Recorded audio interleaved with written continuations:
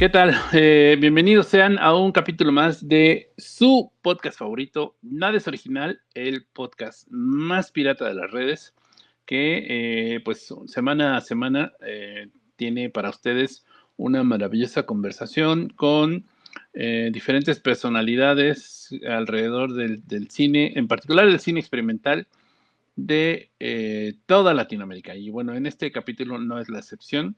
Tenemos un invitado muy especial, pero antes de saludarlo, y quiero hacer el saludo protocolario al maestro de maestros, a la mente maestra detrás de todo lo que hacemos en el festival y que además es sabio personaje, y no por sabio, sino por viejo. Maestro Bunt, ¿cómo Hola, está? ¿cómo están? Pues con frío, aquí estamos a 19, no, 18 grados bajo cero, Ay, qué maravilla. con Qué bueno. sensación térmica de 20, y pues bueno, hay que salir con pantalón corto y sandalias. Ya lo imagino a usted como osito de peluche caminando por las calles de Montreal. Un poco, sí. Muy bien, pues así la vida cotidiana del maestro Bunt allá en ese frío norte. No sé quién lo mandó ir. ¿Por qué no pensaste hacer un doctorado en las Islas Caimán o no sé, en algún sitio más tropical? En las Islas Caimán tengo mis cuentas. Ay, Ah, sí, perdón. no debí decir eso. Bueno, pero espero que no lo vean. No, nadie nos ve, no te apures. No, pensé en algún momento en hacerlo en Río de Janeiro, Ajá. pero me tenía que certificar en portugués y me ganó la prisa y bueno, No, pues es que sí. estaba también una posibilidad, una probabilidad en La Plata, pero no era un doctorado práctico, entonces pues no, me desanimé. Otras opciones eran hasta más obscuras, los países No, escandinavos, olvídalo, no, ¿para qué tal quieres vez allá? los Países Bajos, Si así había, lo veo deprimido cada ocho había otro días. en Londres, entonces imagínate que No, no era opción. no, Esto es lo más cálido que encontré. pues te hubieras ido a estudiar un doctorado allá a Perú, desde donde nos visita nuestro invitado el día de hoy, que es un lugar muchísimo más amable. Además hay mucha comida muy deliciosa.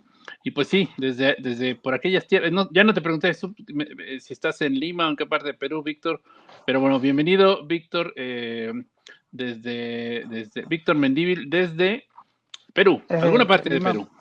desde Lima, Ah, estamos perfecto. acá en Lima. Muy bien. Muchas gracias, Michael, muchas gracias, Antonio. Para mí es un placer conocerles y nada, su trabajo en Ultracine, Ultracinema, perdón, es increíble, la verdad que lo sigo desde hace muchos años y bueno, para mí me da mucha felicidad poder estar acá con ustedes compartiendo este momento. No, pues nosotros nos dio mucha felicidad que confiaras tu película al festival y bueno, pues fue seleccionada eh, para ser parte de la edición número 13 del festival. Tu cortometraje, ojalá pudiera decir la verdad, es de manufactura pues reciente, está todavía incluso en su corrida de festivales y déjame decirte que pues sí causó mucha inquietud en el festival. Y pues, ¿qué tal que empezamos por ahí? ¿Por qué no nos cuentas de dónde surge la idea? ¿Cómo, digo, ya obviamente para quienes lo han visto, bueno, ahora en esta ocasión, justo porque está en esta corrida de festivales todavía, no vamos a poder tenerlo al final del podcast. Pero bueno, vamos a torcerle la mano a Víctor para que en un futuro, ya que haya pasado esta etapa, nos dé la oportunidad de compartirlo también en nuestras redes. Por lo pronto, bueno, pues, ¿por qué no nos cuentas? ¿Para qué sigo yo hablando? Cuéntanos tú, el invitado eres tú. Gracias, gracias. Bueno, ojalá pudiera decir la verdad, es un cortometraje trabajado en primera persona, digamos, realizado con material de archivo, eh, como digo, de forma autorreferencial y básicamente cuenta una historia que en mi país, acá en Perú, es ha sido muy conocida, sobre todo cuando pasó hace 42 años. Se trata de, bueno, en medio del conflicto armado interno de los años 80 y 2000 en el Perú, en el cual se enfrentaron los Sendero Luminoso, el movimiento terrorista y el Estado peruano. Ocurrió una matanza, ocurrieron varias en realidad, esta en particular, que fue en el año 1983, en enero de 1983, afectó a mi familia de una forma directa, pues allí fue asesinado uno de mis tíos, el hermano menor de mi papá. Y bueno, a partir de eso, el caso no fue realmente nunca esclarecido del todo. Y lo que la propuesta de la película intenta transmitir es toda esta situación desde alguien que no vivió directamente la tragedia familiar, pero que nació el mismo año, meses después, y cómo esto impactó en la dinámica familiar y en cómo nos afectó de una forma silenciosa a la siguiente generación, ¿no? Y a la siguiente generación, no solamente de mi familia, sino también yo creo que es un espejo de lo que pasó a la siguiente generación de peruanos y peruanas, ¿no? Sí, pues al final de cuentas esta narrativa que propones con el corto es muy interesante. Tienes material de archivo, tienes material hemerográfico, material de familiar, y esta combinación lo hacen muy, muy, muy interesante. Maestro Bund, usted que lo vio con su ojo aguzado de experto, ¿cómo ve? A mí me pareció, bueno, y me puso la piel chinita porque creo que es como un trabajo que, que, que a pesar de que lo que sucede o lo narrado está hace más de 40 años, pues sigue pasando en nuestra América Latina. Pensemos en México, en Ayotzinapa, en Guatemala, bueno, en fin, yo creo que en toda nuestra América Latina. ¿Cómo es que te enteras de esto que le sucedió a tu tío? ¿Es algo que se hablaba en la familia? ¿Es algo que se discutía abiertamente? ¿Es algo que estaba un poco más oculto?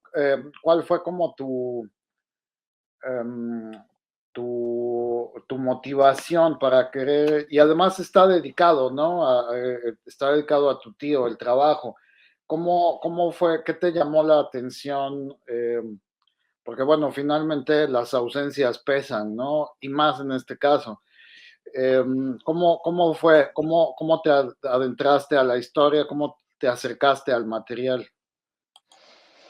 En realidad, no sé, no era un tema que se solía hablar en la familia, si bien es cierto, la figura de mi abuela, que falleció hace 6 años, era la figura que había o sea, casi tácitamente había recaído en ella la responsabilidad de seguir luchando, de seguir acompañando el caso año tras año, de ir a todas las peregrinaciones, a todos los aniversarios de la matanza. Un poco en ella había caído, no un poco, totalmente en ella había caído la responsabilidad de velar, digamos, por la memoria y por la lucha por la verdad. Y bueno, hace 6 años falleció, y un poco que esa lucha quedó un poco como que nadie sabía quién iba a tomar la posta de alguna forma. Más o menos tengo una tía que sí era un poco más evidente que ella podía tomarla, pero como que creo que ahí nos sentimos realmente, oye, ¿qué vamos a hacer los demás miembros de la familia al respecto, ¿no? Y bueno, en mi caso, bueno, como mencioné previamente, yo nací 5 meses después de que ocurriese la matanza. Entonces, creo que de alguna forma, y también por los propios procesos de los hermanos de mi tío, o sea, mi papá y mis otros tíos y tías, que recién estaban teniendo hijos, creo que no era ese creo que no querían transmitir ese dolor a sus hijos pequeños que recién estaban naciendo. Entonces creo que sí hubo una especie de silencio, no para olvidar, sino como para librarnos un poco de ese dolor que ellos estaban sintiendo al perder un hermano, creo. Eso es lo que yo logro pensar después de muchos años, por supuesto, ¿no? Y ya, en 2019, que muere mi abuela, yo empiezo al poco tiempo a recabar archivo un poco, porque sí, de mi abuela, pero también de Uchurajay, de la matanza, quiero decir, y en cierto momento que ya yo quería hacer una película, un largometraje de mi abuela y de su lucha, y en un momento sentí que tenía demasiado que hablar de Uchurajay, solo de Uchurajay, más allá de la lucha de mi abuela, que además es un caso con bastantes aristas y bastante difícil de explicar. Y con muchas versiones diferentes sobre lo que pasó. Entonces,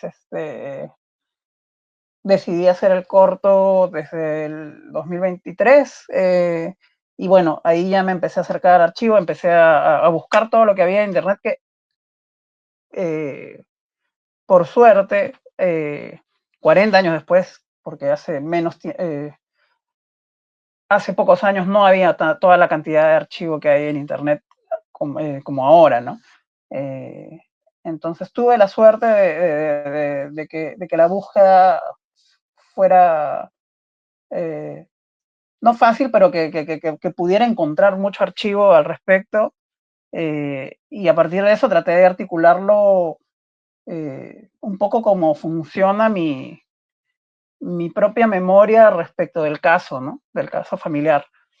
Un poco así fue mi acercamiento. Me ayudó un poco, por ejemplo, hay mucho material del lugar de la memoria que hay acá en Perú, y que ahorita tiene sus propios problemas, pero digamos que el archivo está disponible y es de libre acceso. Y otros materiales sí ya tuve que ir como que buscando un poco de dónde venían, buscar las fuentes y un poco tramitar los permisos, digamos, para poder usarlos sin mayores problemas, ¿no? Víctor, ya, ahí me surgen varias preguntas, pero antes quiero saludar a Carlita. ¿Cómo estás, Carlita? Qué bueno que andas por acá. Decías que en algún momento tuviste como el interés de hacer una película, un largometraje, supongo que una ficción, no sé si eso o un documental, o un documental en términos más tradicionales, ¿no? Quizá con entrevistas y estas cosas. ¿En qué momento decides tú que eso no es lo que... Porque digo, te estoy seguro que si te hubieras decidido por hacer una película de ficción, siempre hay otros elementos que juegan en contra a veces de las historias, ¿no? O sea, ¿cuántos Claro. casos de películas de corte histórico o de recreación histórica hemos visto que pues, son una pálida sombra de lo que pudo haber sido quizá un documental un poquito más, más trabajado? Y nosotros a lo largo de la historia, aquí mis colegas no me dejarán mentir, hemos visto como muchas veces una película de este tipo, que no es un documental, es un documental más experimental, un documental que digamos, transgrede incluso algunas reglas del documental más tradicional, logra un impacto muchísimo más fuerte, más contundente. ¿En qué momento decides tú decir, bueno, no, pues saben que una película, no? Digo, supongo que tuvo que ver con los dineros, porque también eso siempre es un elemento, pero Siempre. que decidieras tú más bien explorar esta parte un poco más experimental. Y ya llegó Camila. Hola Carlos, hola Camila. En realidad nunca, realmente todavía tengo la idea de hacer la película de mi abuela, que también sería un poco la base más documental, más reflexivo, más experimental, trabajando con los archivos, con las huellas que ha dejado mi abuela a lo largo de su lucha, digamos, ¿no? Y del archivo familiar. Sí, mezclándolo un poco con lo que se puede, con lo que los hijos y los nietos podemos decir un poco de ella, pero tratando de realizar una búsqueda un poco parecida, no tan impactante, porque creo que el caso en sí es súper impactante y contado tan corto, siento que produce o sea, es fuerte, ¿no? Impacta realmente, tal vez en otro tono, pero sí tratando de realizar una búsqueda, que sea un poco sensorial, que sea un poco, ¿cómo decirlo? Como que para mí es como que seguir buscando a mi abuela más allá de su muerte, digamos, o sea, es un resumen un poco escueto, pero sí, no sería ni una ficción, y procuraría que no sea un documental en términos más clásicos, ¿no? Eh, entonces sí, lo que pasa es que en un momento, escribiendo sentía que el peso de la matanza y del caso en sí era demasiado, competía mucho con el personaje de mi abuela que yo quería como que, eh, del cual yo quería hablar, ¿no? Entonces, en un momento decido, ok, necesito hablar de Uchura Height, necesito hablar de la matanza a secas, sí, sí, aparte. Entonces, básicamente es como un hijo de este proyecto, de este proyecto grande que en algún momento lo haré y que también tiene que ver o sea, no se ha hecho también porque también, como tú dices, hay un tema de financiamiento que es imposible dejar de lado.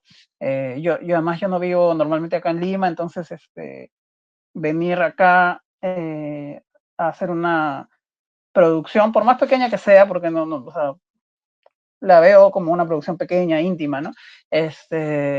Sí requiere que yo me mueva geográficamente de donde yo vivo y que deje el lugar donde yo estoy, digamos, una dinámica familiar, laboral, para venir a hacer este proyecto. Entonces sí, igual es costoso, al menos para lo que lo que yo puedo asumir, digamos, personalmente, pero sí, igual que el corto, por ahora son proyectos autogestionados, ¿no? Y luego sumado a las problemáticas, ¿no? Que recientes que han tenido el cine peruano y sus apoyos, y bueno, sí me imagino sí, que sí. no está sencillo. Pero bueno, pues bienvenidas, Carla, Camila, ¿tienen algo que contarnos? Hola.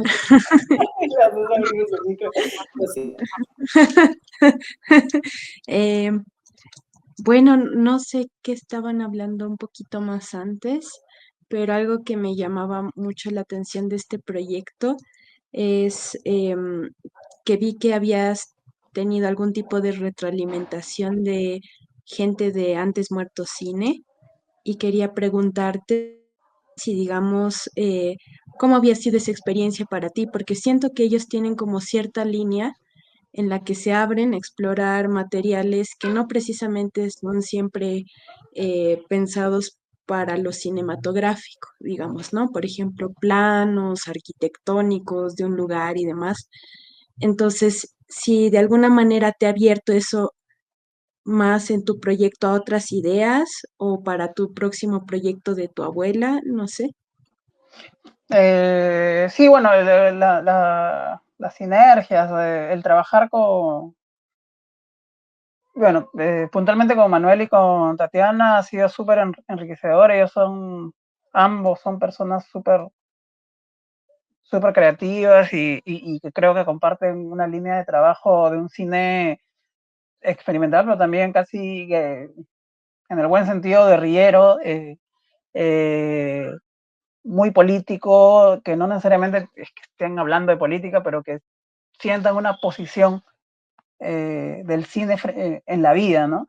Y es un poco como yo sentía que era, al menos, o sea, es el cine que yo trato de hacer en mayor o menor medida, pero que ojalá pudiera decir la verdad, iba mucho con el trabajo que ellos despliegan, ¿no?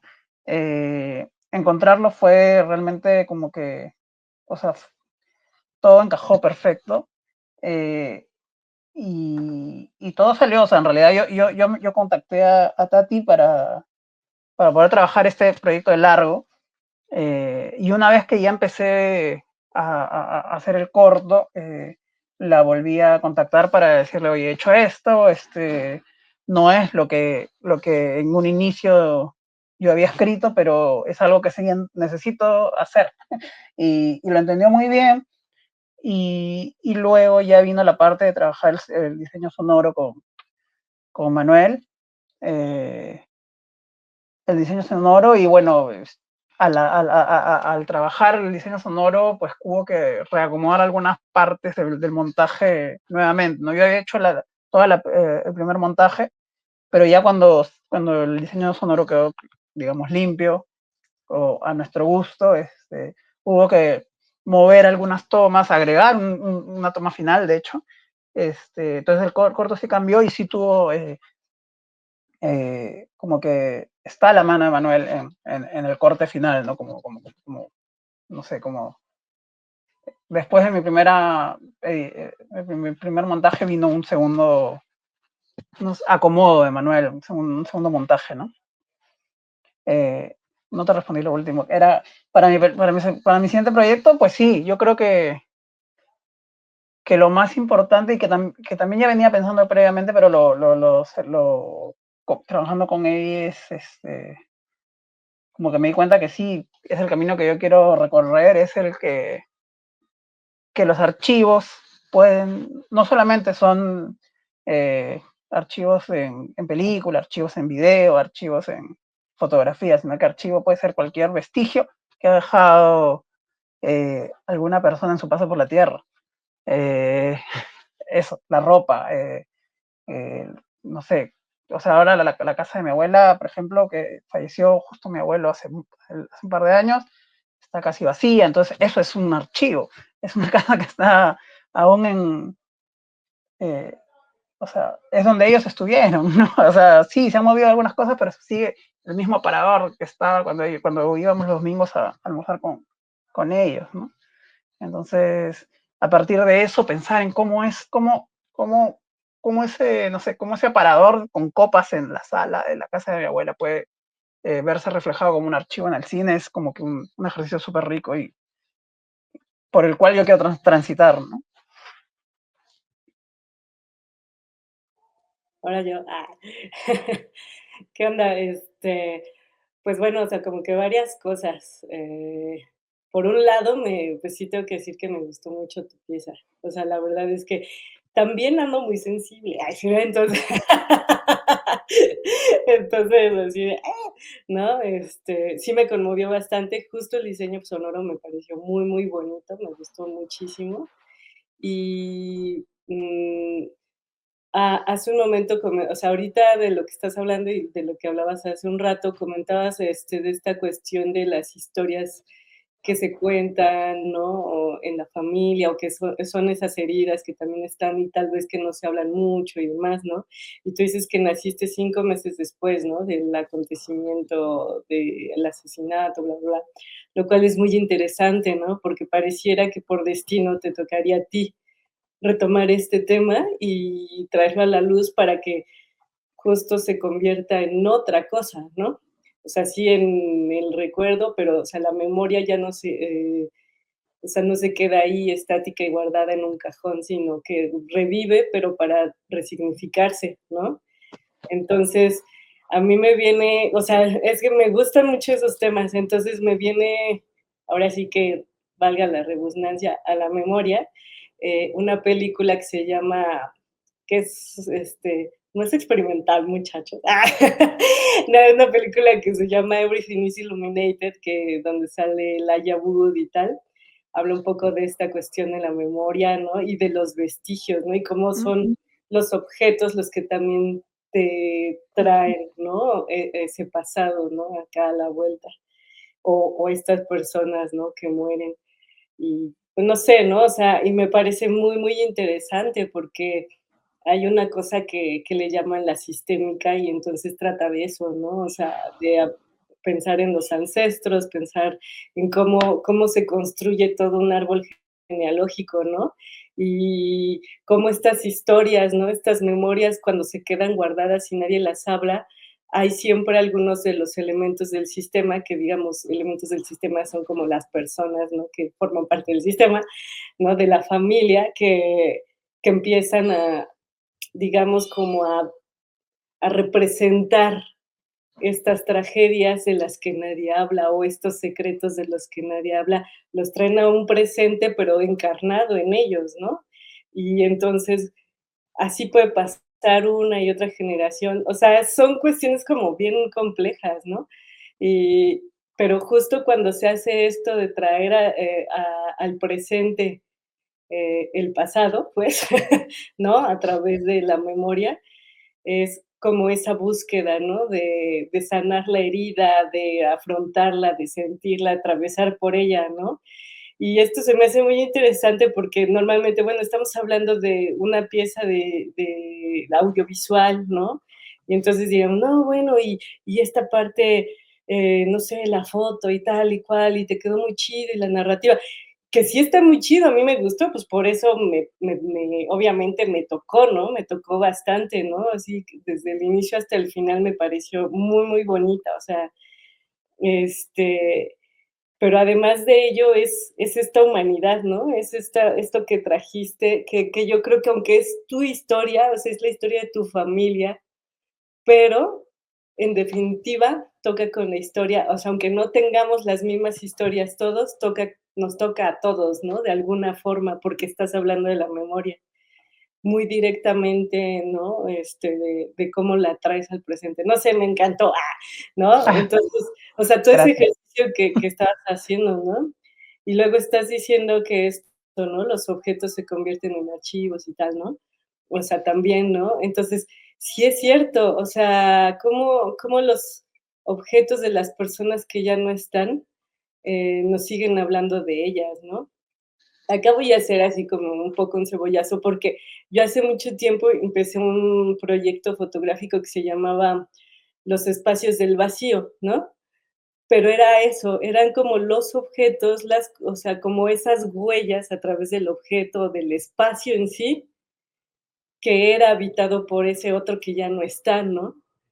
Y, y ahorita que lo mencionaste fue así de sí, o sea, es que es justo, ¿no? O sea, ahondar en esas cosas que tal vez luego pues damos por sentadas, ¿no? O las pasamos, pero ahí siguen, ¿no? Entonces, digo, lo que yo te estoy hablando ahorita, o sea, lo que estoy diciendo en realidad tal vez no tiene mucho que ver con, y te basaste, en no sé qué, no, o sea, más bien como que estoy hablando de lo que a mí me tocó tu pieza y cómo se puede pensar, pues es que es un tanto experimental y tal, pero no, al final de cuentas, cuando es algo que es auténtico y que viene de la entraña, porque al final es así, ¿no? Por eso nace esta pulsión de hacerlo, definitivamente genera algo, ¿no? O sea, genera algo en el espectador, ¿no? Bueno, la verdad me ha gustado mucho, o sea, creo que sí, no, iba a decir algo que es políticamente incorrecto, porque no se vayan a sentir los anteriores entrevistados.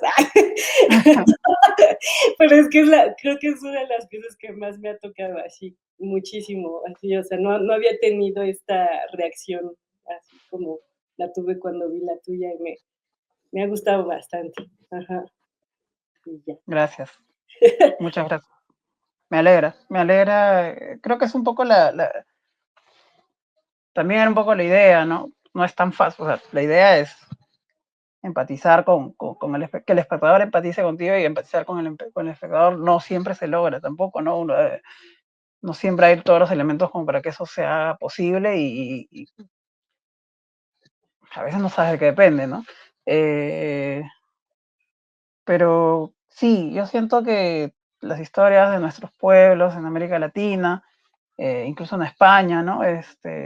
Son muy, muy similares, se cruzan muchas injusticias y mucha violencia.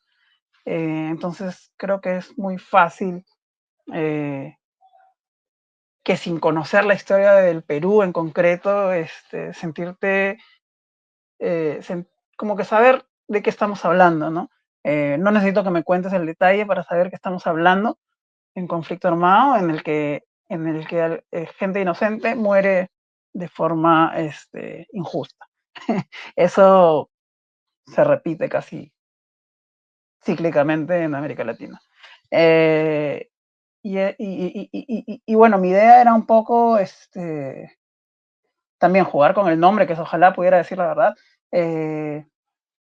No solo hablar del cuál es la verdad y por qué pasan estas cosas, por qué pasaron estas cosas, esta cosa concreta en mi familia, a mi familia, sino por qué le pasa a mi país, porque, bueno, como les mencionaba previamente, no es el único caso. Ojalá fuese el único caso, pero sucede, ¿no? Y era como que buscar, como que reflexionar un poco sobre, al final, cuál es la verdad, ¿no? O sea, yo de lo que he podido investigar y conversar, pues dependiendo de quién te la cuente, pues en realidad no es que la gente en principio esté mintiendo, sino que la posición, por ejemplo, del Estado peruano, la versión oficial, es una que no coincide con la versión de los deudos de la familia, que también tienen su propia verdad, de las familias de los periodistas asesinados. Y si vas a conversar con los miembros de la comunidad de Uchurajay, ellos también tienen su propia verdad. Entonces, y creo que todas son verdades, ¿no? Entonces ahí creo que lo que uno tiene que encontrar es cuáles son los nexos para poder empatizar con el otro, ¿no?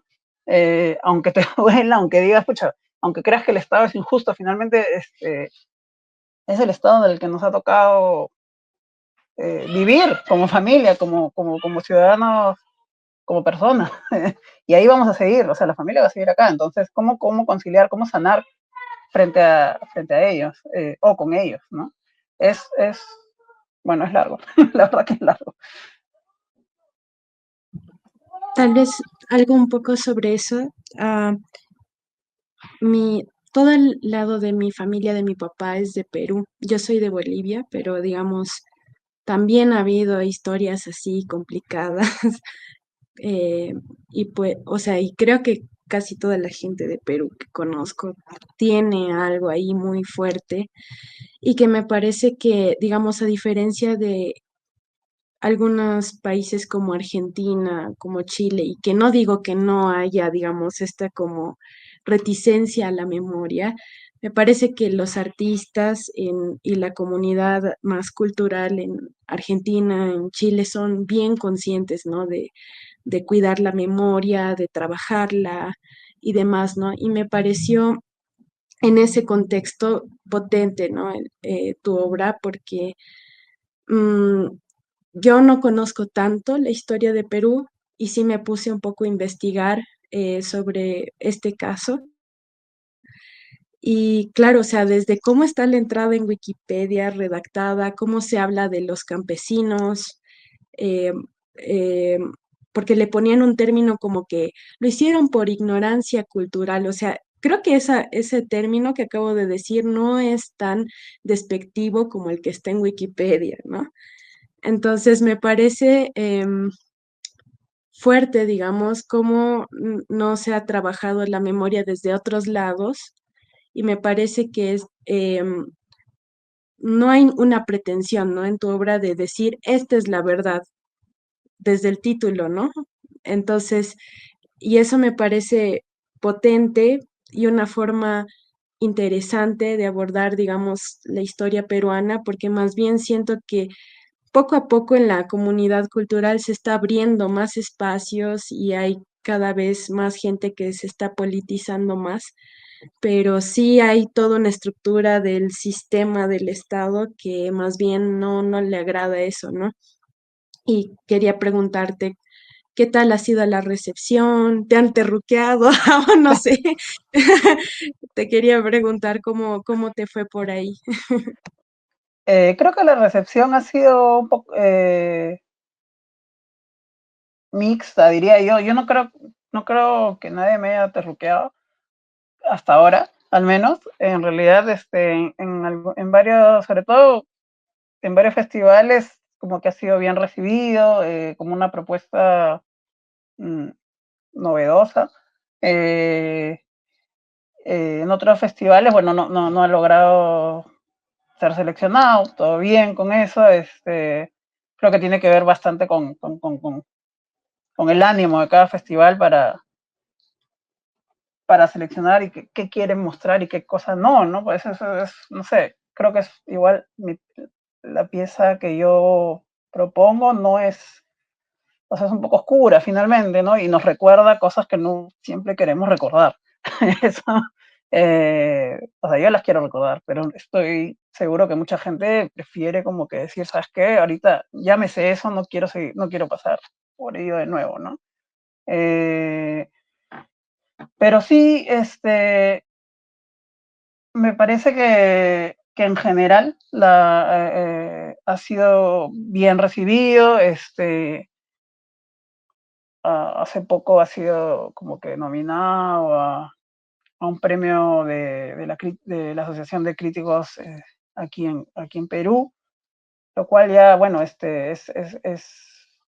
bueno, me- me da la impresión de que en general ha sido positiva la recepción, más allá de algunos peros que siempre pueden haber y que son debatibles y está bien, ¿no? Eso, yo sí te doy la razón de que o sea, es un corto que sí intenta como que sacar un poco de roncha hacia el Estado, hacia la inacción del Estado, digamos. O, digo inacción porque no tengo forma de pensar que ha sido algo adrede tampoco, ¿no? Entonces, por lo menos inacción. Y bueno, felizmente no he tenido problemas hasta ahora no me han dicho, estaba pensando si me habían dicho algo, pero creo que no, en general ha sido todo bien. Creo que ha generado como que por ejemplo, el otro día leí que era como que de este caso ya parecía que no había otra forma de sacar nada más. Porque ya hay otras películas, por ejemplo, hay una película que se llama Memorias de Churajay, que es un largometraje documental, donde se sigue, o sea, hay una investigación muy profunda donde se cuentan otras versiones de los hechos, posibilidad de versiones de los hechos, ¿no? No sé cuál es o sea, creo que no es el fin de la película tampoco decirte esta es la verdad tampoco, pero sí te muestra otros caminos. Yo sentía que no podía transitar nuevamente por algo, o sea, no podía transitar por una película que ya se hizo, ¿no? Y más bien quería acercarme a todo esto que recibo o que se ha recibido durante años de múltiples verdades y cómo me afectaban a mí, cómo me afectan a mí personalmente, como sobrino de mi tío, ¿no? Como sobrino de mi tío y nieto de mi abuela que se comió toda una lucha de 40 años e hijo de mi papá, ¿no? O sea, es un poco fuerte y sí, yo no sé si se llega a saber la verdad algún día. Eh, Tiendo a pensar que no, pero creo que, y es un poco por eso que se juega con el nombre del corto, ojalá pudiera decir la verdad. Y sin embargo, también en el corto trato de poner cómo es tan fácil para otras personas decir, esa es la verdad, ¿no? En el caso concreto de Vargas Llosa, que la dice, ¿no? Yo estoy seguro que esta es la verdad. Y es como que yo no puedo, yo no puedo esbozar, yo te puedo decir, que esto es lo que yo creo, no puedo demostrarlo, pero desde otro punto, desde otro lado, desde el lado gubernamental, sí, esta es la verdad. Entonces, eso es como para darle una vuelta, ¿no? De quién sí puede eh, armar un discurso y decir, esto es y cómo los propios familiares de las víctimas no podemos. Era un poco eso, girar un poco la reflexión en torno a eso también. Claro, tal vez antes de pasarle la palabra a alguien más, sí me parece muy potente, ¿no? Cuando hay personas que han estado involucradas directamente a estos hechos históricos y ellos son los que deciden contar una versión, pero mucho más íntima, ¿no? No con una historia oficial. Siento que cada vez la historia oficial queda más limitada para entender qué podría haber pasado en ciertas cosas, ¿no? Entonces, sí me parece potente y tal vez una pregunta más antes de pasarle la palabra al resto. ¿Cuánto tiempo te ha tomado, digamos, hacer este corto? Porque conozco amigos, amigas con proyectos que son así muy personales, con temas familiares y como es algo muy difícil, suelen ser proyectos de muy largo aliento, ¿no? Que se hacen con mucha paciencia, que a veces surgen actualizaciones o conflictos familiares que también inciden en el proyecto. Bueno, en realidad para mí es un poco difícil disociar este proyecto, o sea, este proyecto de corto del proyecto de largo. Creo que sin el tiempo que pensé el proyecto de largo sobre mi abuela, que fue...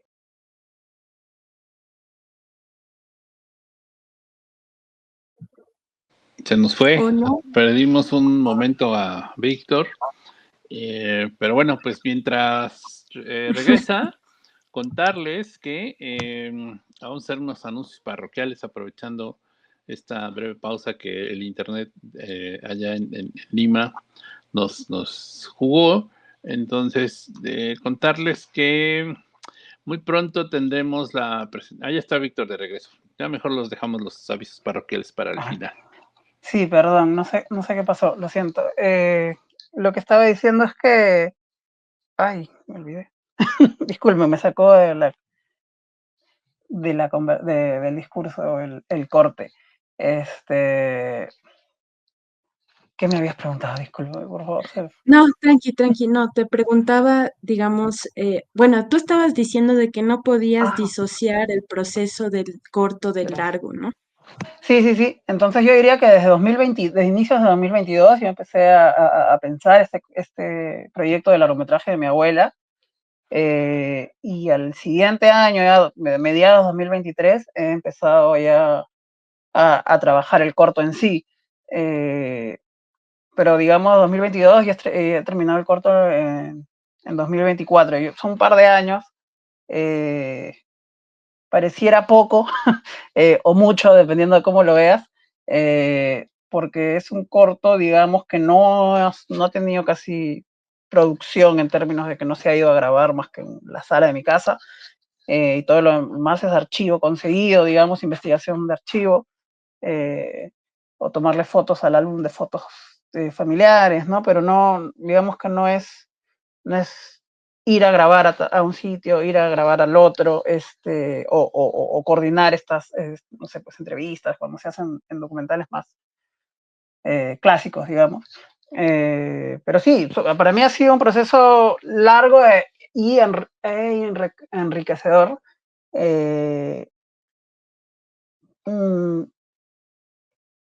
Temas familiares, yo creo que hemos llegado, no ha habido, o sea, nadie, cuando he mostrado el corto a la familia, no ha habido como una negativa, al contrario, creo que después de estos 42 años, hemos llegado a un punto en el que todos tenemos, en mayor o menor medida, algo que decir sobre Uchurajay.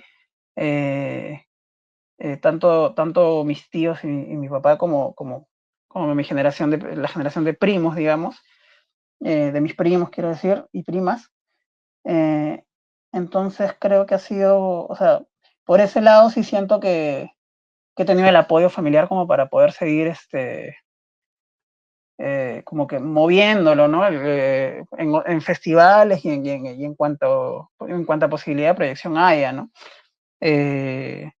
sé que hay otros casos en los que no sucede así, no hay problemas familiares, hay como que no puedes, o sea, estás contando una parte de mi historia familiar que la siento como privada y de repente se está yendo a una esfera pública, donde cualquiera puede no solamente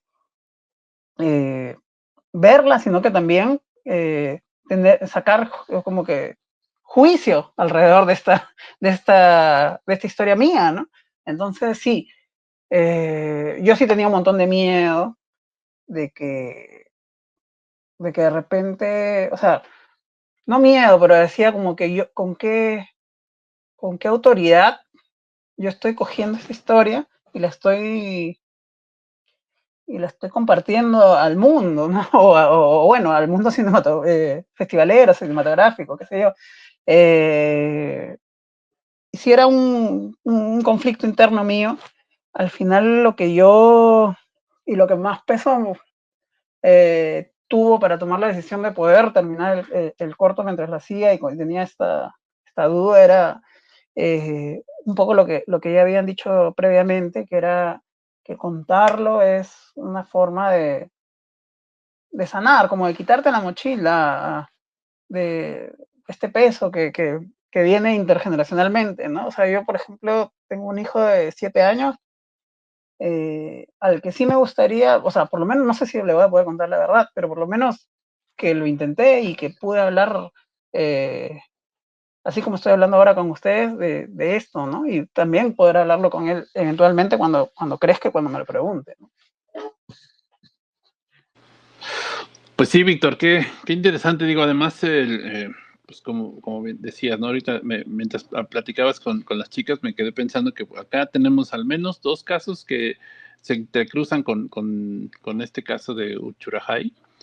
Canoa, el famosísimo que dio pie a la película de Casals, donde confunden a unos estudiantes con terroristas o todo que saber, y el pueblo pues, los termina matando. Y justo lo de Ayotzinapa también, ¿no? Otra vez los estudiantes son confundidos en y en el momento en el que se hicieron todas las investigaciones, pues bueno, el Estado decidió que habían sido eh, unos los responsables y con el tiempo se ha descubierto que efectivamente ha habido implicación incluso del mismo ejército, bueno, cosas terribles que pues por supuesto no estamos exentos en ningún país, particularmente en Latinoamérica, como que nos Claro. estamos acostumbrando a estas cosas y trabajos como el tuyo nos hacen reflexionar eso, ¿no? Lo terrible que puede llegar a ser, porque pues uno diría 40 y tantos años, pues ya, ¿no? Ya pasó, pero pues la lucha de tu abuela de hecho la injusticia como tal, inspirado en este caso por la lucha de tu abuela, pues está, me parece a mí muy bien que pues igual, a pesar de que no esté ella, de alguna manera tu trabajo, aunque no sea el objetivo último, sí cuando menos nos hace entender a los que no estamos ahí que estas cosas terribles están pasando y conocer un poco más, pues también para aprender a no repetir esos errores, no sé, de entrada que se hable, que se hable de estos temas en estos términos, me parece pues que es un paso de entrada, como dices tú, para sanar y para el resto de nosotros, pues para conocer, para entender y para pues estar alertas, informados. No sé, creo que en este sentido aquí también podemos sumarle una de las maravillas más al cine experimental, a esta forma distinta de hacer cine, que también nos puede traer la atención sobre estos temas que quizá, que incluso los medios, ¿no? Seguramente los medios en su momento, pues completamente con una visión alterada de la realidad y dijeron otras cosas o no sé si se siga hablando, si sigue habiendo algún tipo de manifestación por parte de los familiares, seguramente pasa desapercibido por las noticias, no sé, pero bueno, qué bueno que te decidiste a tocar el tema y en particular agradecidos siempre por haber confiado en el festival, habernoslo compartido, porque bueno, pues es, este tipo de trabajos siempre se agradecen. Y pues bueno, no sé, maestro Bunt, ahora estamos todos, ahora tenemos plantilla completa, entonces no han dejado que el maestro Bunt despliegue su sabiduría, tanto como en otras ocasiones. No, está bien. De pronto me gusta más escuchar a la chaviza que hablar yo. Pero bueno, o sea, insisto, de pronto sí me aterró ver ahí a Vargas Llosa, ¿no? Pero bueno, esas motivo de otro podcast largo y tendido. Em, y me dan ganas justamente de preguntar eso, ¿qué papel jugaba Vargas Llosa en ese tiempo? Estaba, ¿cómo? Belaunde, ¿cómo era el presidente? Ah, Belaúnde, sí. Belaunde estaba en ese tiempo, ¿no? ¿Qué papel jugó Vargas Llosa en todo esto que parece, como decimos en México, ajonjolí de todos los moles y ya hasta parece en el Ola de España, ¿no? Entonces, pues ¿qué papel jugaba este personaje? Sí, cuando suceden estos sucesos de la masacre, el Estado nombra una comisión investigadora de estos sucesos y coloca como presidente de esta comisión a Mario Vargas Llosa, que en ese entonces, comenzaba una carrera política, ¿no? Él no era del partido de gobierno de Belaunde, entonces de alguna u otra forma se trataba de, no sé, de ser plural o dar a entender que pues Vargas Llosa no se iba a casar necesariamente con el gobierno de turno, ¿no?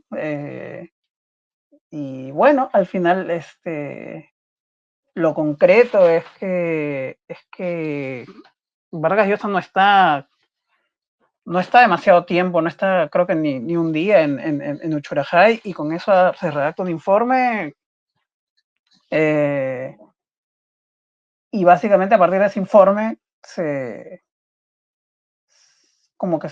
igual de lo que acaba de contar Michael, ¿no? Se decide quiénes pueden ser los culpables, se encarcelan a me parece que son 3 o 4 comuneros, y se da casi por cerrado el caso sin ni siquiera tener un debido proceso donde haya un juicio justo, ¿no? O que se presenten pruebas de cómo se ha llegado a esta conclusión, ¿no?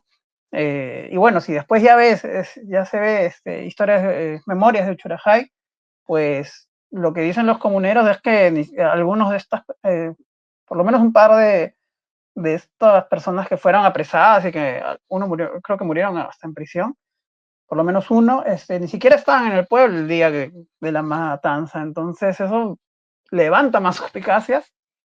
Otra vez, yo no puedo decir si es verdad, qué es verdad y qué no, pero sí es, sí da, o sea, sí da que pensar que por qué los documentos y la información que el Estado y las Fuerzas Armadas tuvieron en su momento no fueron ni en ese momento ni ahora compartidas ni con los dedos, ni con los deudos, ni con la sociedad, ¿no?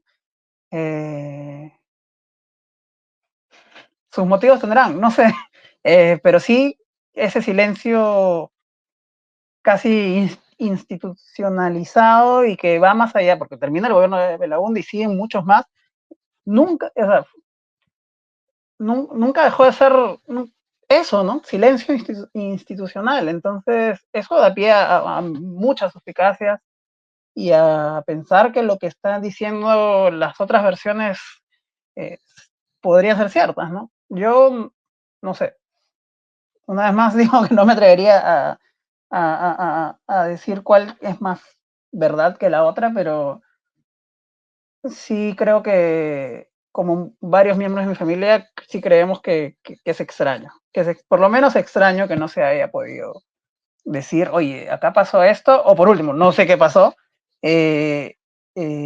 fallé como Estado, en fin, no sé, algo un poco más empático, ¿no? Un poco más empático con los familiares, y que ha sido también como que siempre la reacción de los gobiernos, ¿no? No solo en Perú, no ser no ser lo suficientemente empáticos con las víctimas de la violencia política, ¿no? Sí, eso. Sí, porque al final pues están cubriendo su chamba, ¿no? O sea, yo no me imagino, por ejemplo, en ese momento al procurador en ese entonces de lo de Ayotzinapa decir, pues la verdad es que no tenemos ni idea, somos una bola de incompetentes, no sabemos qué Claro. pasó, no servimos para nada y vamos a renunciar. No, no hicieron eso, al contrario, se inventaron un Una culpable historia. y sobre de eso, bueno, movieron todo cielo, mar y tierra para poder decir, este fue el culpable. Echarse la bolita entre ellos y ya al rato se nos olvida y pues bueno, sigue hasta el momento. Para el Estado, el culpable fue otro que no fuera el Estado, ¿no? Y entonces, bueno, en fin, Claro. eso pasa donde sea y desafortunadamente pues nos estamos haciendo pues a la idea de que así es, ¿no? Digo, estamos normalizando que estas cosas aterradoras, terribles nos pasen. Pero bueno, este podcast no es de política, este podcast es de cine experimental. Si la Secretaría de Gobernación nos está escuchando, no hablábamos de ese país, hablábamos de otros países parecidos que empiezan con M y terminan con O. No, así que no, estamos hablando de cine experimental desde la perspectiva de nuestros invitados, nada más para que quede constancia. No, pero es la maravilla, o sea, la verdad es que a mí o sea, de verdad no es porque sea el festival de cine experimental, no es porque el podcast sea de cine experimental y que lo digamos casi cada semana, pero esa es la libertad que te da el salirte de las estructuras preconcebidas del cine tradicional, incluso del documental tradicional, lo que el cine experimental así en toda su gama de posibilidades te brinda, ¿no? Estoy seguro que si tú quizá, digo, me atrevería a pensar, no por otra cosa, sino por la libertad que te procura esta forma de hacerlo. Si tú hubieras planteado un documental con entrevistas, con testimonios, seguramente no hubiéramos hablado tanto tiempo de tantos temas, ¿no? Ya hasta nos fuimos hasta poner el dedo acusador en quien creemos que es el culpable de todas estas cosas, ¿no?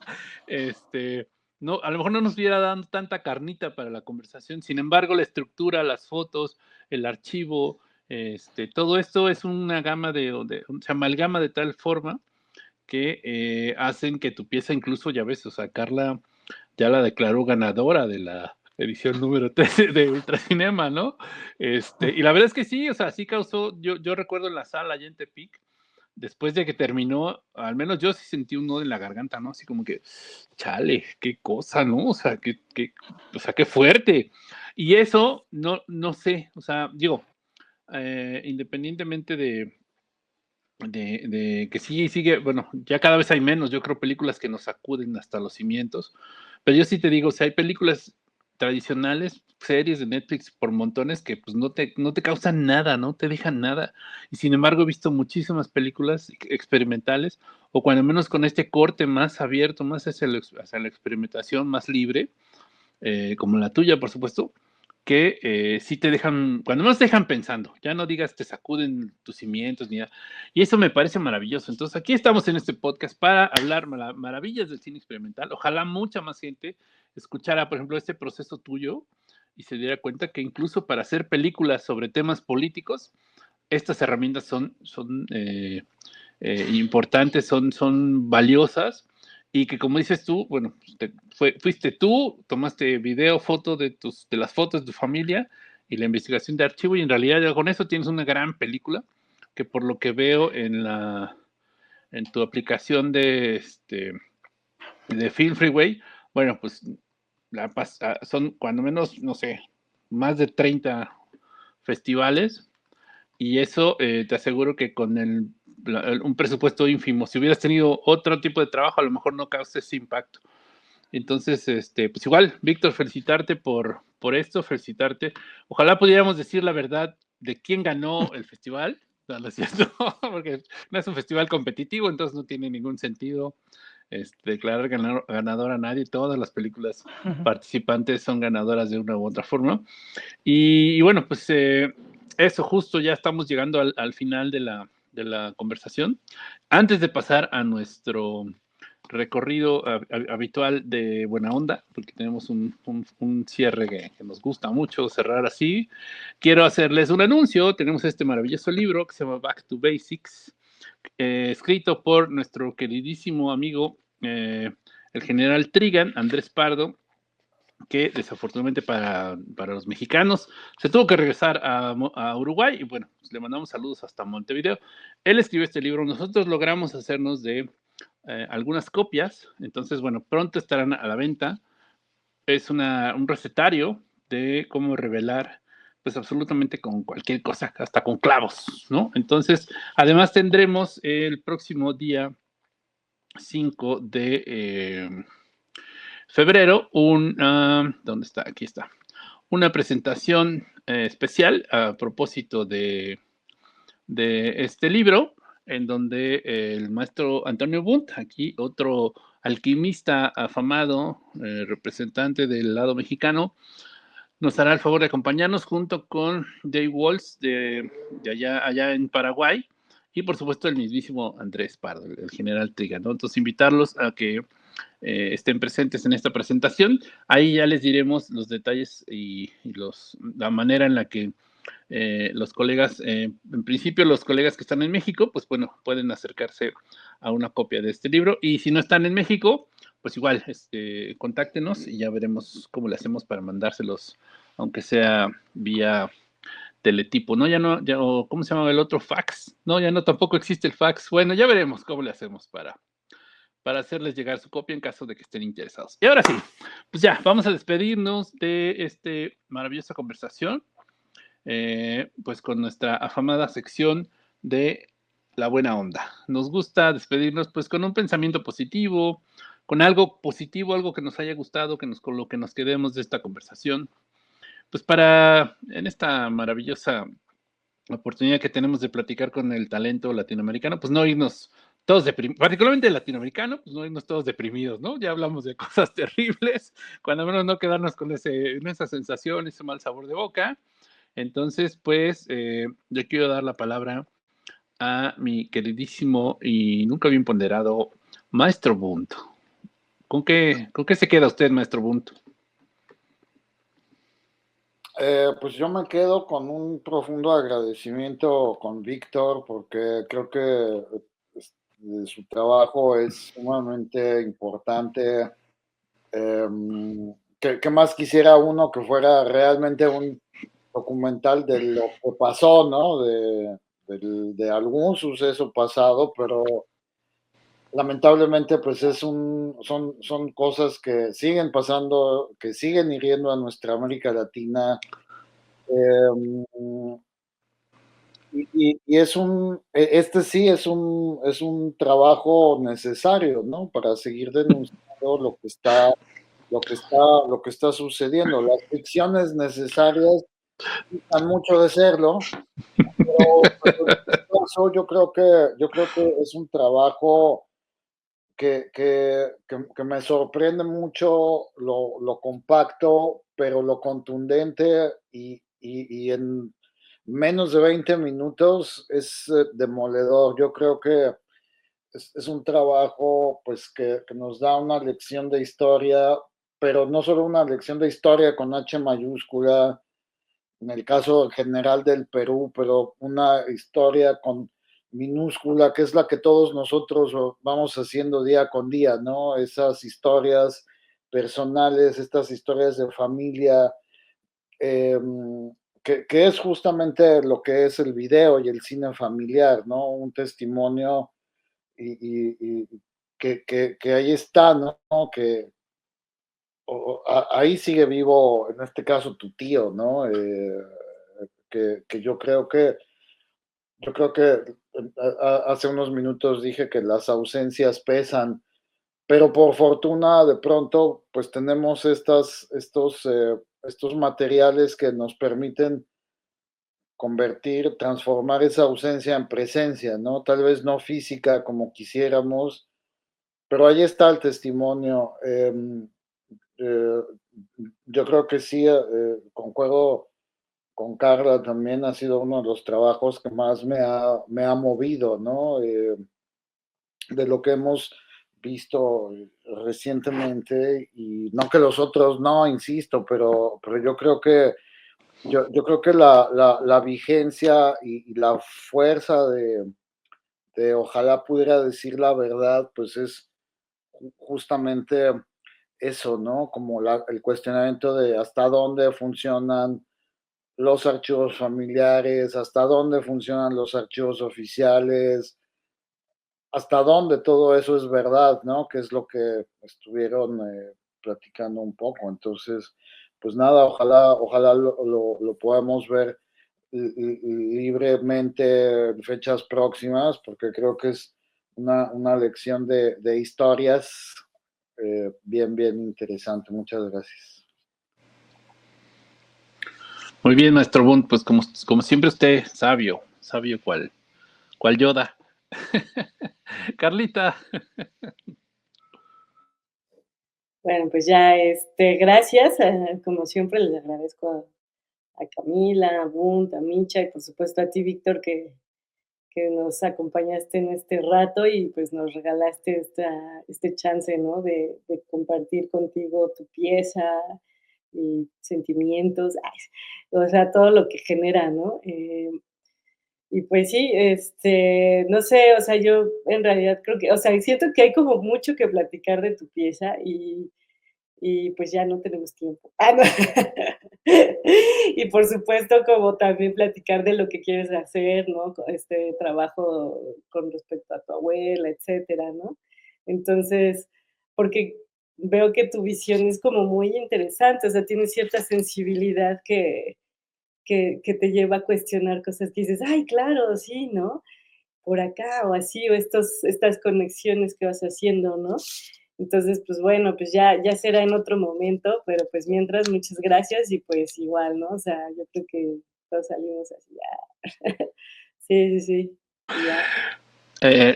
Yo digo, a mí me encantaría que siguiéramos más tiempo, pero recuerda que el sueldo del maestro Bund cobra por hora y cobra muy caro, entonces no es posible sostenerlo más allá de una hora y pues la mitad del presupuesto del festival se nos va en el sueldo del maestro Bund, entonces bueno, ya será para... Igual, Víctor, sabe, ahorita le reiteramos la invitación, pero siempre tendrá las puertas abiertas para el festival y para el podcast. Pero bueno, Camila.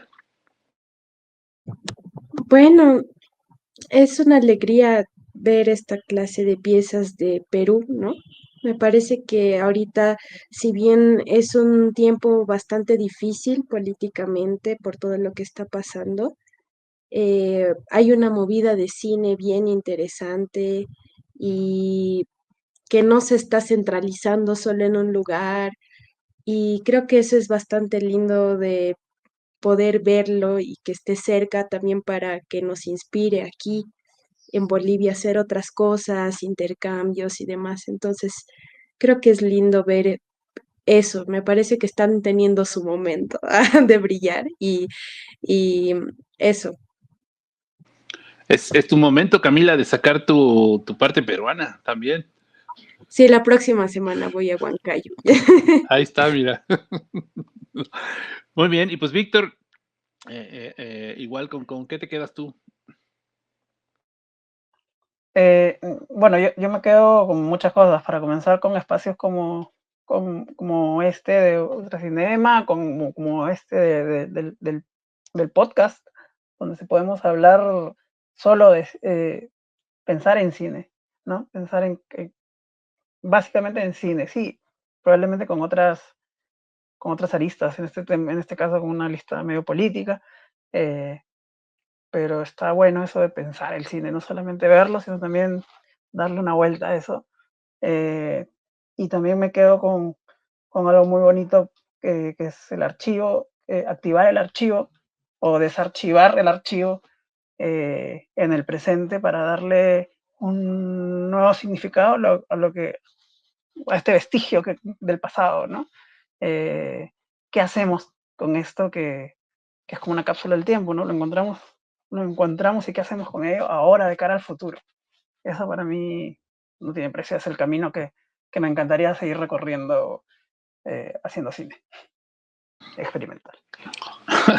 Maravilloso, Víctor. Pues como te decía antes, las puertas del festival, por supuesto, están abiertas a trabajos futuros tuyos. Si en algún momento, a pesar de los pesares, logras hacer este documental sobre tu abuelita, pues igual aquí estaremos felices de compartirlo.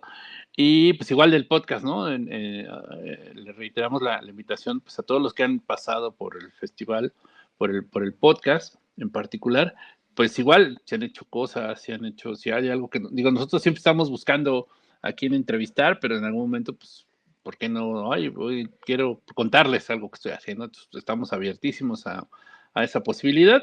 Y pues igual, como te decía, agradecerte por confiarnos tu película, por mandarla al festival, por darte un espacio para platicar con nosotros. Y pues bueno, lamentablemente, bueno, ¿no? Sí es lamentable para nosotros, afortunadamente para Víctor, su pieza, quisiera decir la verdad, quisiera poder decir la verdad, ya se me cruzaron los cables porque estoy viendo el título en inglés. Ojalá pudiera decir la verdad. Ojalá pudiera, exacto, es que estoy bien en inglés y como que el inglés tiene una jiribilla ahí especial. Ojalá pudiera decir la verdad, pues sigue su recorrido por festivales, entonces por esa cuestión no te estés riendo de mí, Carlita, te estás riendo de mi inglés. Yo sé, no podemos tenerlo ahorita al final de la conversación, pero Víctor generosamente nos va a compartir algunos de sus trabajos anteriores que también tienen que ver con archivo. No es específicamente pero bueno, igual no nos quedamos con las ganas de ver más trabajos de Víctor y como decía también, ya le torcimos el brazo para que en el momento en el que se pueda compartir aquí en este espacio de Ultracinema lo haremos. Y pues nada, agradecerles muchísimo a todos y cada uno de ustedes, Antonio, Carla, Camila y por supuesto Víctor, que se dieron la vuelta por Nada es Original, el podcast más pirata de las redes. Y pues bueno, nos escuchamos la siguiente semana. Adiós.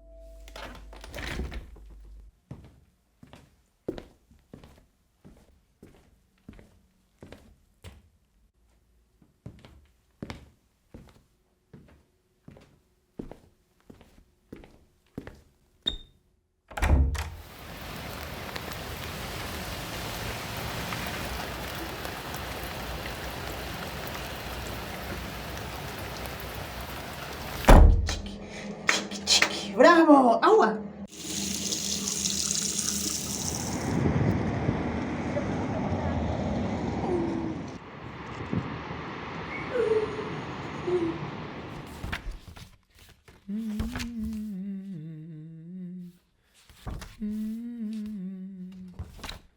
Soy un hombre.